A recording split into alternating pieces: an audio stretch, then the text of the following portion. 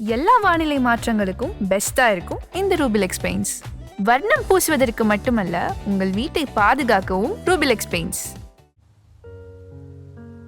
Purity you can feel. Intention you can carry. அந்த கிழவன் சேதுபதிங்கிற மன்னருக்கு வந்து 1650-60 வாக்கில் ரொம்ப உதவி செஞ்சுருக்காரு. ராமநாதபுரம்னு உண்டு பண்ணதே அந்த மரக்காயர் தான். மரக்காயர் இல்லாமல் சேதுபதி இயங்க மாட்டார், சேதுபதி இல்லாமல் மரக்காயர். சீதக்காதி மரக்காயருக்கே நீ ஆதிக்கம் பண்ணிக்கணும்னு கடல் ஓரத்தை ஃபுல்லாக கொடுத்தாரு. இருக்கிறதுக்கில் வந்தவரில் சேதுபதி மன்னர்கள் பிடிச்சி கேட்குறாங்க, நீங்கள் யாருப்பாங்கிறாங்க. நாங்களாம் மர்காம்னா அரேபியாவில் வந்து வியாபாரம் செய்பவர்கள். இந்த ஏழைகள் அவங்களுக்கு கல்யாணம் பண்ணி கொடுக்குறதுல கேரளா பகுதியில் அவங்க கல்யாணம் பண்ணி வாங்க மாப்பிள்ளைங்கிறது இன்றைக்கி மாப்பிளாஸ்ன்னு பெரிய முஸ்லீம் வந்து இன்றைக்கி வந்து ராமநாதபுரத்தில் பெரிய தேவர் வீட்டு பிள்ளையை கட்ட முடியாது. நீ எவ்வளவு சொத்து வச்சுருந்தாலும் சரி. அப்படி இருக்கும்போது அந்த காலத்துக்கு எப்படி நீங்கள் உறவு இருந்தது போய் சொல்லு. ஒரு காலம் ஓஹோன்னு இருந்த மரக்காய களம் எல்லாம் அதெல்லாம் வந்துங்க பிரிட்டிஷ் பீப்புள் வந்து அவங்க வந்த பிற்பாடு தான் அவங்களுக்கு கம்ப்ளீட்டாக அவங்க கையில் எடுத்துக்கிறாங்க. மரக்காயர்கள் வந்து அதில் பாதி ரத்தம் வந்து ஆதிதிராவிட ரத்தம் இருக்குது. தமிழ் நாகரிகத்தில் வந்து வியாபார யுக்தியும் சொல்லிக் கொடுத்து பொருளாதாரத்தை எல்லாம் மேம்படுத்தணும். சென்ட் தாமஸ் மவுண்டுக்கு போகிறதுனால அந்த மவுண்ட் ரோடுன்னு பேர் வந்து சீதக்காதி வள்ளல் வந்து அவரை போல ஒரு வள்ளல் இன்னவரில் இருந்ததில்லை. யாருமே இந்து மதம் இஸ்லாத்து மதங்கிற வித்தியாசம்லாம் இருந்து இந்த 50 ஆண்டுகளில் தான் அந்த துவேஷத்தை பார்க்கணும். நாகூரில் வந்து தர்காவில் வந்து பாரசீக முனிவருடைய ஒரு ஆசீர்வாதம் இன்னைக்கு இருக்குது. நாகூர் தர்கா ஃபேமஸ் ஆச்சு. இன்னைக்கு நீங்கள் போனீங்கன்னா இந்து மதத்தில் உள்ளவங்க தான் 80% பேர் போகிறாங்க நாகூர் தர்கா.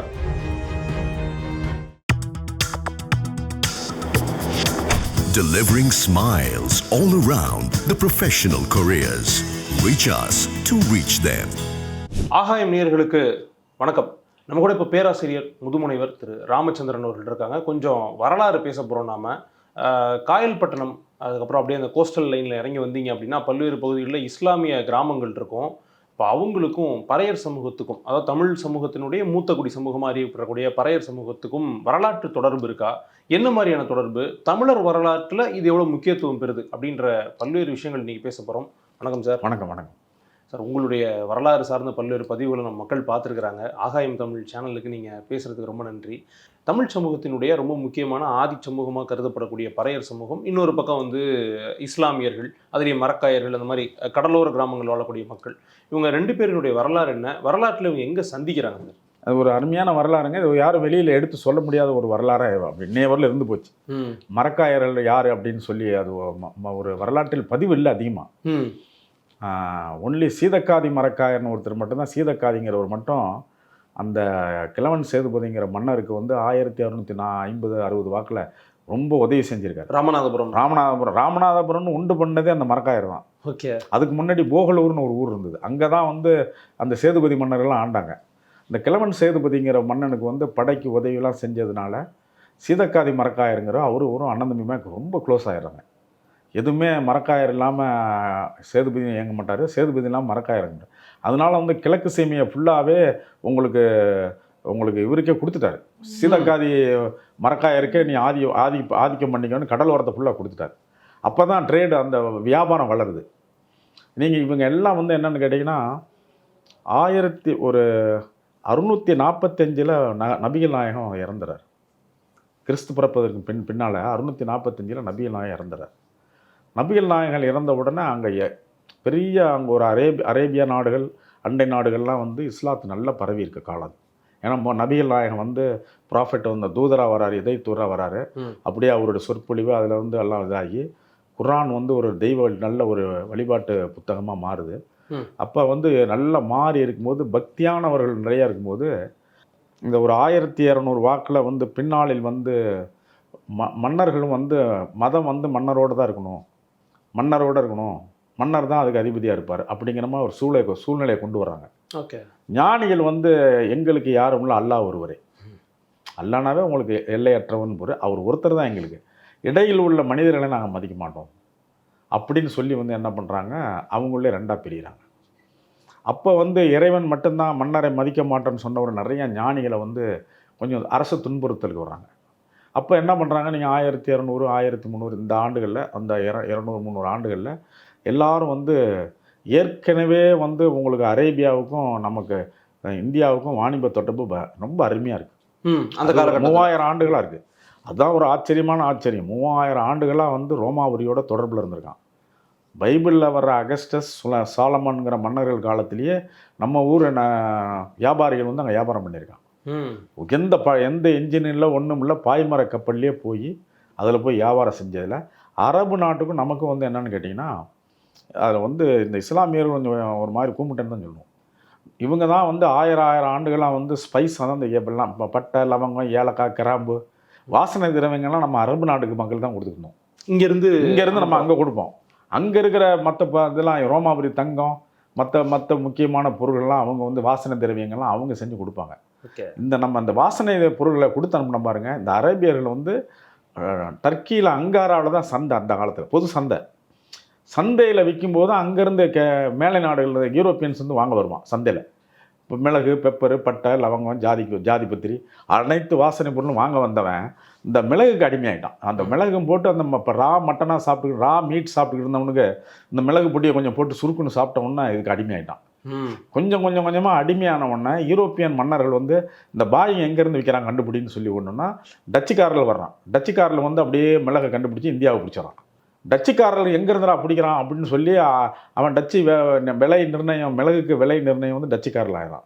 அம்ஸ்டர்டாம் தலைநகரம், இன்றைக்கி உள்ள நெதர்லாந்து. இதை பார்த்துருந்து இங்கிலீஷ் மன்னர் காலத்தில் அவன் இங்கிலீஷ்காரன் இவனுக்கு பின்னாலேயே வந்து கடைசியில் இங்கிலீஷ்காரங்க வந்து மிளகுக்காக வந்தவன், மிளகு, பட்டை, லவங்கம், இந்த ஏலக்காய், ஜாதிபத்திரி, ஏலக்காய் இந்த இதுக்கு வந்தவன் கடைசியில் இங்கே வந்து ஒற்றுமை இல்லாமல் இருக்கும், நாட்டையே பிடிச்சிட்டான்.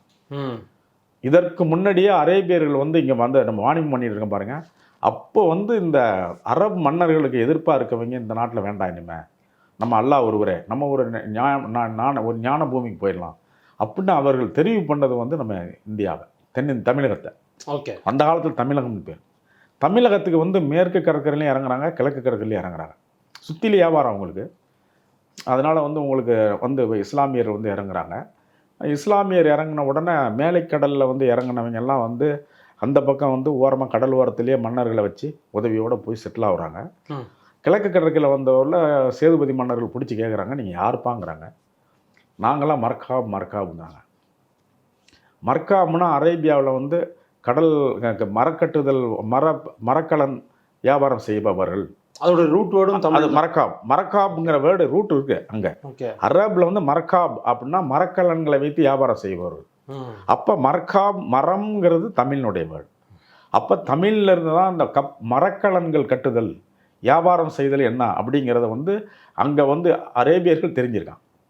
அதனால தான் பேர் மர்காபுங்கிறவங்க மேலே ஒரு ஜிப்பா போட்டிருப்பாங்க, கீழே வந்து கட்டம் போட்ட துணி கட்டியிருப்பாங்க.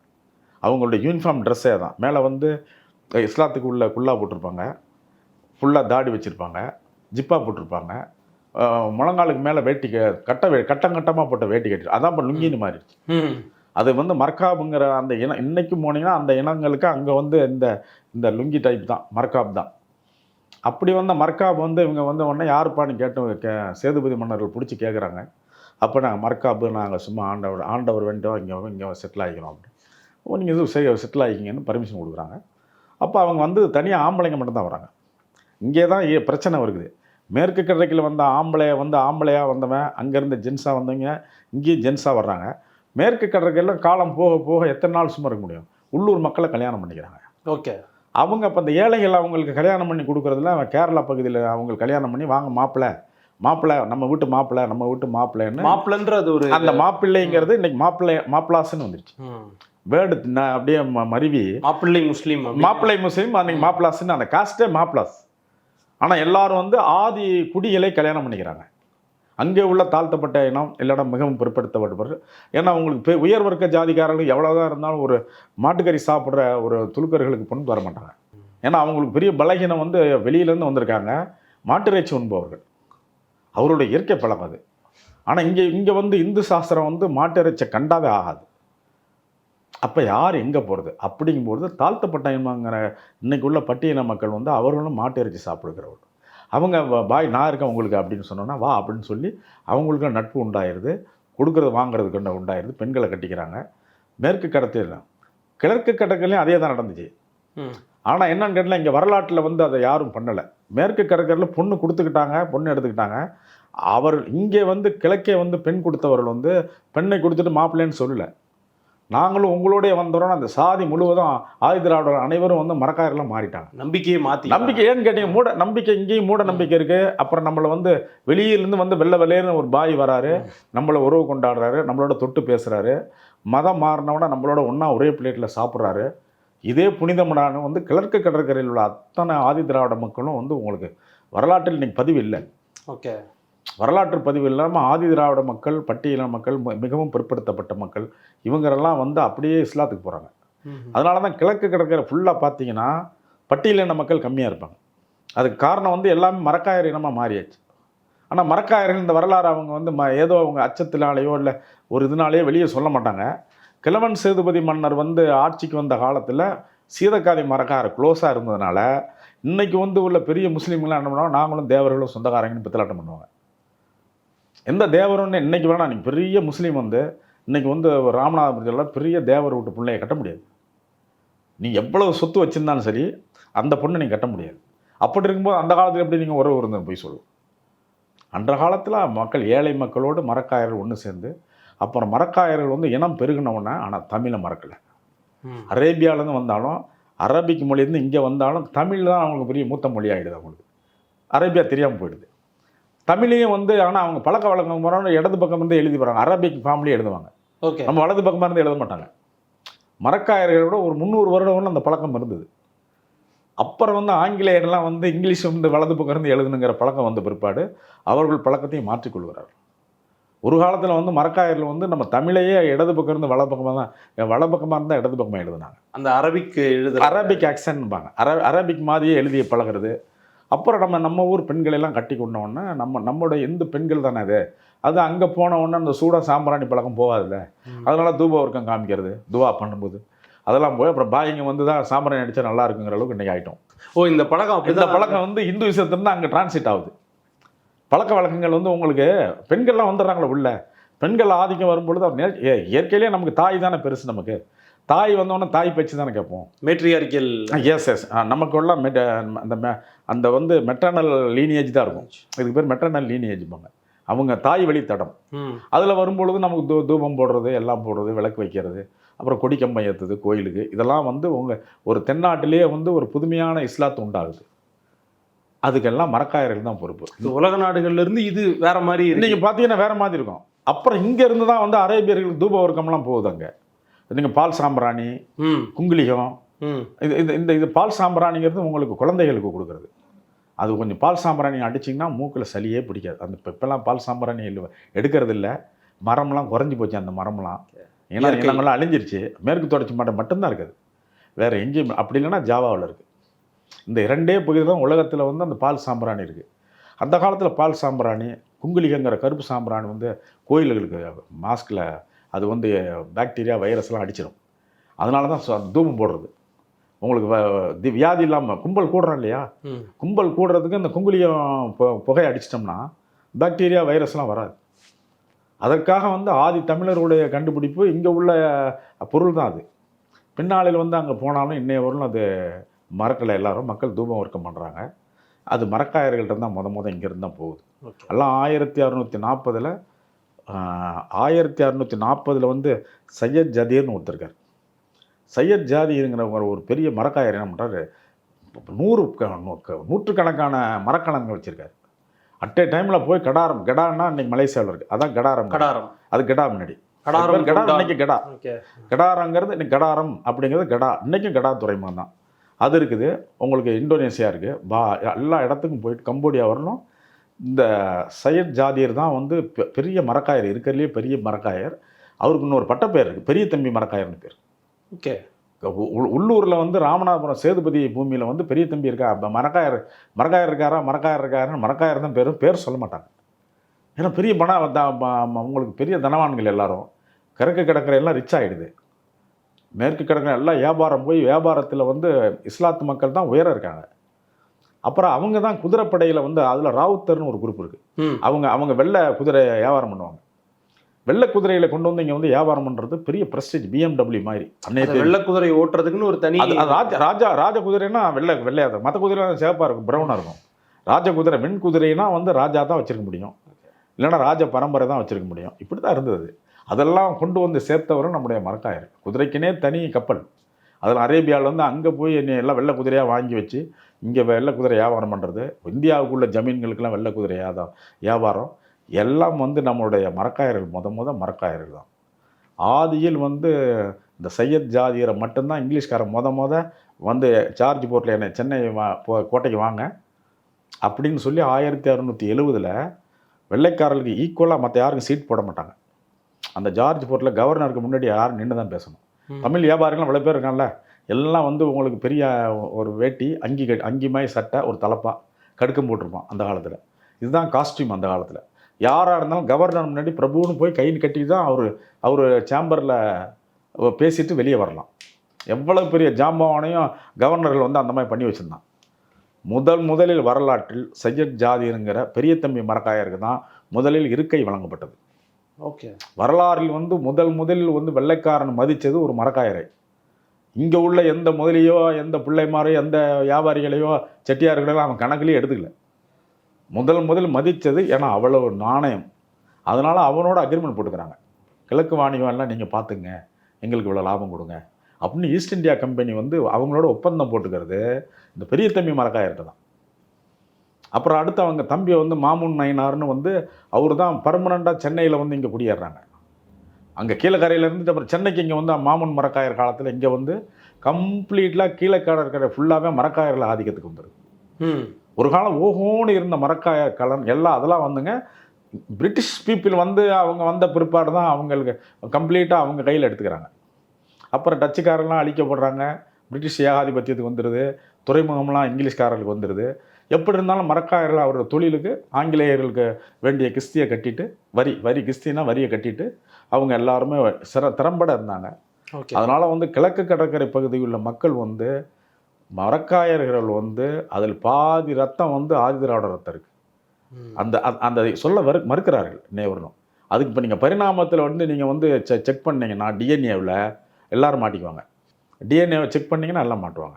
வரலாறை திரிப்பாங்க. அதுதான் உங்களுக்கு பெரிய தமிழ் மக்கள்கிட்ட ஒரு கெட்ட பழக்கம். வரலாறை திரித்திருவாங்க. ஆரியர்கள் வருகைக்கு பின்பாறு சமஸ்கிருதம் தான் மூத்ததுன்னு ஒரு பித்தலாட்டமான ஒரு பிளேட்டை போட்டு தேய்ச்சிட்டாங்க. ஆனால் அதை விட ஆன்சியன் தமிழ் தான். அது 10,000 ஆண்டுகளுக்கு முன்னாடியே தமிழ் ஆரிஜின். 3000 ஆண்டுகளுக்கு முன்னாடி தான் ஆரியம் வருது. அதுக்கு பிற்பாடு தான் சமஸ்கிருதம் வருது. இந்த சமஸ்கிருதங்கிறது பின்னால் வந்த மொழி.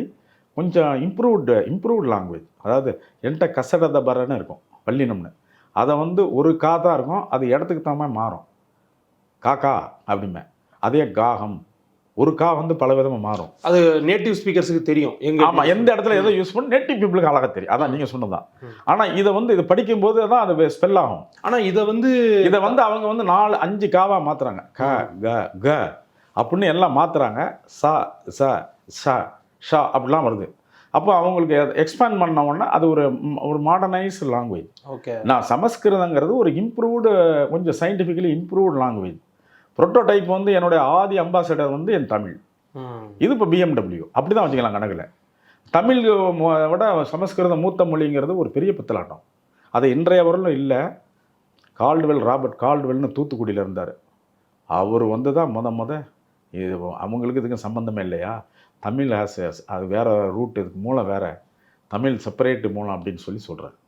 அதனால் கிழக்கு கடற்கரையில் உள்ள மரக்காயர்கள் வந்து ஏக தொழிலையும் தமிழ் நாகரிகத்தில் வந்து வியாபார யுக்தியும் சொல்லிக் கொடுத்து பொருளாதாரத்தை எல்லாம் மேம்படுத்தினவங்க மரக்காயர்கள். அந்த மரக்காயர்கள் பின்னாலே வந்து இன்றைக்கு ஏகப்பட்ட மரக்காயர்கள் இருக்காங்க. அவர்கள் வந்து அவங்களுக்கே வரலாறு தெரியாது. அவர் பார்த்திங்கன்னா ஹாங்காங்கில் ஒருத்தர் இருப்பார், சிங்கப்பூரில் ஒருத்தர் இருப்பார், எங்கேயாவது டென்மார்க்கில் ஒருத்தர் இருப்பார். உலகம் பூரா மரக்காயர் இருக்காங்க. இன்னைய அளவில் உலகம் பூரா மரக்காயர் இருக்காங்க. ஆனால் அவங்கள்ட்ட ஒரு பழக்கம், நீங்கள் எவ்வளவு காசை கொட்டி கொடுங்க, எவ்வளவு தங்கமெல்லாம் பட்டு கொடுங்க, அந்த ராமநாதபுரம் கீழக்கரை கடற்கரையில் வந்து அவங்க அந்த லுங்கியோடு அந்த கட்டிலில் படுத்தாங்கன்னா அவங்களுக்கு ஒரு ஆனந்தம். அது அவங்க நாகரிகத்தை என்ன அவங்க மறக்கலை. அந்த பனைமரத்துக்கு அடியில் அந்த மணல் பூமியில் படுக்கிறதுல மரக்காயர்களுக்கு இன்றைக்கும் அது ஒரு சந்தோஷம்.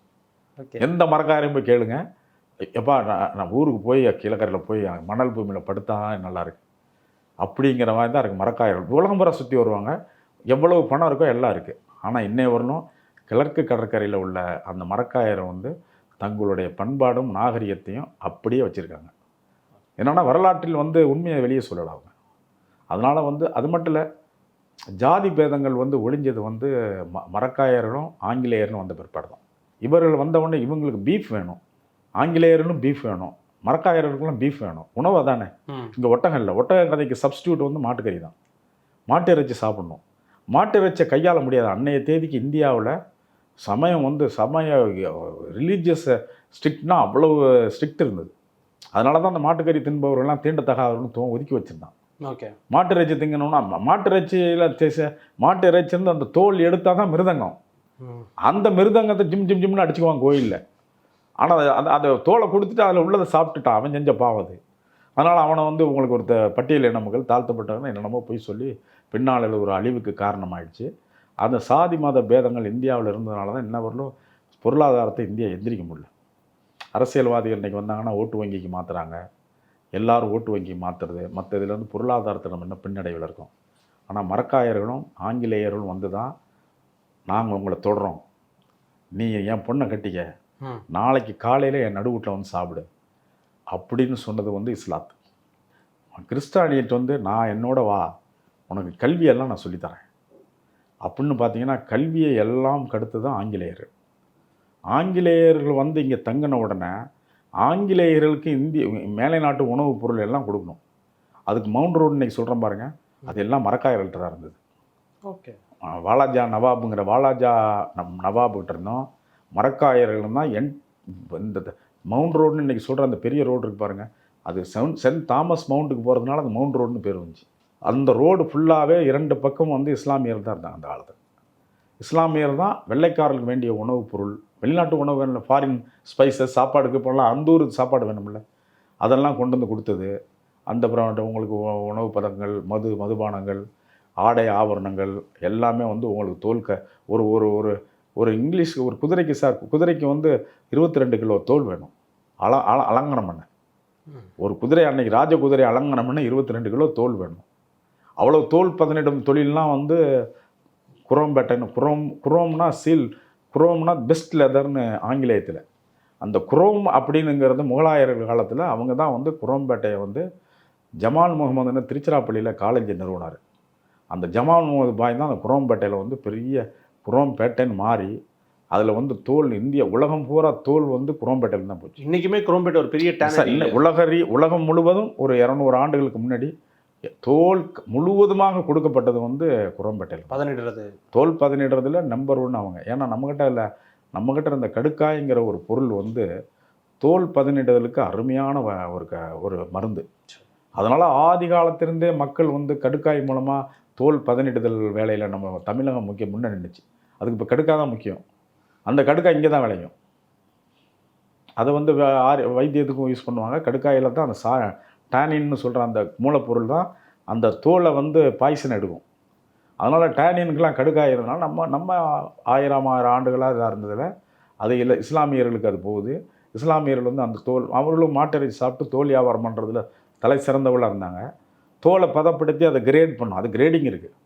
பாதி வந்து இங்கிலீஷ் ஷூக்கு போயிடும், கீழே 2nd கிரேட் 3rd கிரேட்லாம் குதிரைக்கு ஆர்னமெண்டல் பொருளாக போயிடும். இப்படி வந்து பலவிதமான வந்து எல்லா தொழில் வளர்ச்சி, பொருளாதார வளர்ச்சிக்கு மரக்காயர்களுடைய பங்கு நிறைய இருக்குது. மரக்காயர்கள் வந்து இன்றைக்கும் அவங்க வெளியே வர்றதில்லை. இன்றைக்கி உள்ள மரக்காயர்கள் வெளியே வர்றதில்லை. சீதக்காதி வள்ளல் வந்து அவரை போல் ஒரு வள்ளல் இன்னவரில் இருந்ததில்லை. 1690 அவர் இறந்துடுறாரு. அவங்க அப்பா பெரிய தம்பி மரக்காயர்னு சொன்னேன். சீதக்காதி வள்ளல் தான் வந்து போகலூரில் இருந்த சேதுபதி மன்னருக்கு, அங்கே இருக்காது அவங்க ஒரு காட்டு ஊர், உங்கள் பயில் சரியில்லை, தேவமார்கள்லாம் அடிக்கடி சண்டை வந்துடும், அப்புறம் காட்டி கொடுப்பாங்க, அதனால் அதெல்லாம் விட்டுட்டு நீ வா, நான் உனக்கு புது நகரத்தை ஏற்படுத்துகிறேன்னு சீதக்காதி வள்ளல் தான் முத ராமநாதபுரம் அரண்மனையை கட்டி கொடுக்குறாரு.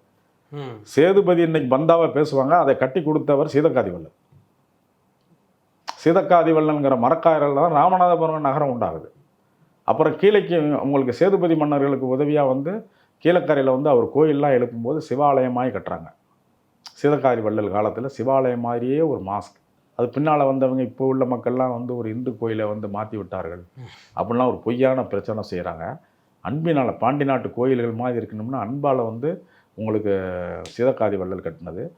அந்த பெரிய தம்பி மரக்காயர் ஏகப்பட்ட பொன்பொருள் ராமேஸ்வரம் கோயில் பணிக்கெலாம் திருப்பணிக்கெலாம் செலவு பண்ணியிருக்காங்க. யாருமே இந்து மதம் இஸ்லாத்து மதங்கிற வித்தியாசம்லாம் இருந்து இப்போ தான் இந்த 50 ஆண்டுகளில் தான் அந்த துவேஷத்தை பார்க்குறோம். இந்த 50 ஆண்டுகளுக்கு முன்னாடி ஞானிகள்லாம் ஒன்றா இருக்கும்போது சிவன் கோயில் பக்கத்துலேயே மாஸ்க் இருக்கும், மாஸ்க் பக்கத்துலேயே சிவன் கோயில் இருக்கும். அப்படி தான் காசி, உங்களுக்கு அயோத்தி, எல்லா இடத்துலையும் பக்கத்துலேயே ஞானிகள் ஒன்று தானே. அவங்களுக்கு வந்து இறைவனை நாடும் பொழுது அந்த எல்லைக்கு போனோன்னா எல்லாம் ஒன்றா இருக்கும். இறைவன் கிட்ட போனவொன்னா பரம்பொருள் ஒன்றா தெரியும். அப்போ 2 பேரும் ஒன்றாயிருவான். அது வரையிலும் தான் வந்து இப்போ உங்களுக்கு வந்து ஆற்றுல இருக்கவன் தான் நான் வைகை ஆற்றுல இருக்கேன், காவேரி ஆற்றுல இருக்கேன், பெண்ணை ஆற்றுல இருக்கேன்னு சொல்லுவேன். ஆற்றுல வந்து நான் போய் கடலில் போய் சேர்ந்த உடனே கடலில் இருந்துக்கிட்டு நான் எந்த ஆற்றுலேருந்து வரேன்னு சொல்ல முடியுமா? அது மாதிரி இறைவனை நோக்கி போகும்போது மேலே உச்ச பூரணம் பண்ணுவேன், பரம்பொருள் ஒன்றாயிடும். அப்போ அந்த ஞானி இந்த ஞானியும் ஒன்றா உட்காந்து சாப்பிடுவாங்க. அதனால் அந்த இடத்துல சிவனை கும்பிட்டவன் சிவன் கோயிலாக இருக்கும், அந்த பக்கம் இருக்கும் மாஸ்காக இருக்கும். இந்த 2 பேரும் ஒன்றா இருக்கிறது 2 ஒரே கோவில். காசிக்கு போனீங்கன்னா இதே பிரச்சனை தான். இந்தாண்ட தர்கா, இந்தாண்ட சிவன் கோயில், அவன் அடிச்சுக்கிறான். அயோத்தியில் இப்போ இது மாதிரி பிரச்சனை, ராமர் கோயில் இடிக்கிறதுக்கு இடித்தாங்க, அங்கே சிவன் கோயில் மாஸ்க்கு. எல்லா ஊர்கள்லையும் வந்து இப்போ இருக்க பாபா சாய்பாபா இருக்கார்ல, இன்றைக்கி உள்ள சாய்பாபா வந்து உங்களுக்கு ஒரு இந்து கடவுளாக மாற்றிட்டாங்க. அவர் எல்லாத்தையுமே அவர் மாஸ்கில் தான் இருந்தார், ஏழைப்பாளையலுக்கு உதவி செஞ்சார். அல்லா மாலிக் அல்லா மாலிக், அவர் கையில் ஆசீர்வாதம் பண்ணிக்கிறது அல்லா மாலிக் தான். சாய்பாபா நமச்சிவாயன்னு அவர் சொல்லலை, நாராயணான்னு சொல்லலை. சாய்பாபா வந்து சிரடியில் வந்து அல்லா மாலிக்னு ஆசீர்வாதம் பண்ணார். அதனால் சமயங்களால் பிளவுபட்டது இந்த 50 ஆண்டுகளில். சமயம் அதுக்கு முன்னாடி மத வேதமே இல்லாமல் அது ஒரு காலத்தில் ஞானிகள் வாழ்ந்தாங்க.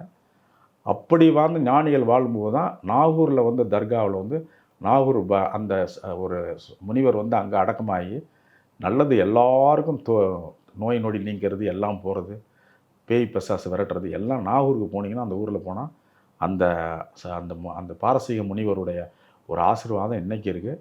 நாகூர் தர்கா ஃபேமஸ் ஆச்சு. இன்றைக்கி நீங்கள் போனீங்கன்னா இந்து மதத்தில் உள்ளவங்க தான் 80% பேர் போகிறாங்க. அவர் ஒரு மரக்காயர். ஆக மரக்காயருங்கிறது வந்து தமிழ் நாகரிகத்தில் பிரிக்க முடியாது. எல்லோரும் ஒன்றாக இருப்போம். இந்து மதங்கள் வேறையாக இருந்தாலும் போய் சேர்ற இடம் ஒன்று தான். போய் சேர்றது இறைவன்ட்ட தானே. இறைவனை நம்ம எவ்வளோ தான் டிஃப்ரெண்ட்டாக கும்பிட்டாலும் இறைவன் ஒன்று தான். அல்லானா எங்கும் நிறைந்தவர். அவர் நமச்சிவாயனான நாராயணா இருந்தாரோ, ஐயா அல்லா, ஜீசஸ் எந்த சாமியை கும்பிட்டீங்கனாலும், புத்தம் சரணம் சச்சாமி எதை கும்பிட்டீங்கனாலும் கடைசியாக சேருவது இறைவன் தான். அதனால் எல்லோரும் நல்லாயிருக்கும்.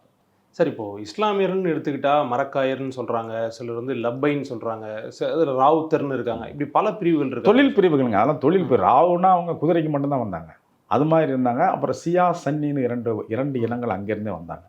அதனால் வந்து உங்களுக்கு சியாவில் இருக்கிறவங்க மத குருமாரை ஏற்றுக்குவாங்க, இந்த சன்னிங்கிறவங்க மத குருமாரை ஏற்றுக்க மாட்டாங்க. அல்லாஹ் ஒருவர் தான். அப்படி 2 குரூப்புகள் வந்தாங்க. அதனால் வந்து அந்த நவாப் அந்த அங்கேருந்து வந்தவங்க எல்லோரும் அவங்களாம் சன்னின்னு அல்லாஹ் மட்டும்தான் ஏற்றுக்குவாங்க. அவங்க தர்காவுக்குள்ளே போக மாட்டாங்க. ஓகே. சில அந்த சியா குரூப் வந்து தர்காவுக்குள்ளே போக மாட்டாங்க. தர்காவுக்குள்ளே சன்னி போக மாட்டாங்க, சியா மட்டும்தான் போவாங்க.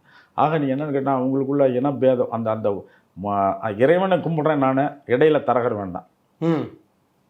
இப்போ நானும் இந்து மதத்தில் தான் நான் கேட்குறேன். எனக்கு வந்து பிராமணிங்கிற தரகு எனக்கு வேண்டாம். நான் போய் என் சாமிக்கிட்ட போய் நிற்கிறேன். என் சாமி என்னைய தெரியும் படைச்சது. அதுக்கு இடையில் ஒருத்தன் குறுக்கணும், உங்கள் பேர் நாமம் சொல்லுங்கள், நீங்கள் உங்கள் 4 நட்சத்திரம் சொல்லுங்கள் அப்படின்னு என்கிட்ட ஒருத்தன் கேட்டுக்கிட்டு போய் அவன் போய் சாமிகிட்ட நைமின்னு சொல்லணும். எனக்கு தேவையா? எனக்கும் பரம்பொருள் ஒன்று, எல்லாருக்கும் இறைவனுக்கும் இடையில இருந்து மிடில் மேன். நம்மளும் அப்படி தான் கேட்குறோம். தமிழ் கலாச்சாரத்துலேயும் இந்து மதத்துலேயும் நான் அதான் கேட்குறேன்.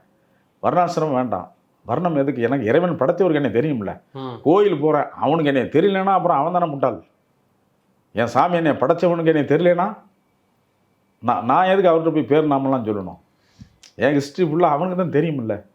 இதுக்கு இடையில அது மாதிரி ஞானிகள் பிறந்த உடனே, அறிவியல் பிறந்த உடனே இந்த மாதிரி மூளைகள்லாம் வரும்.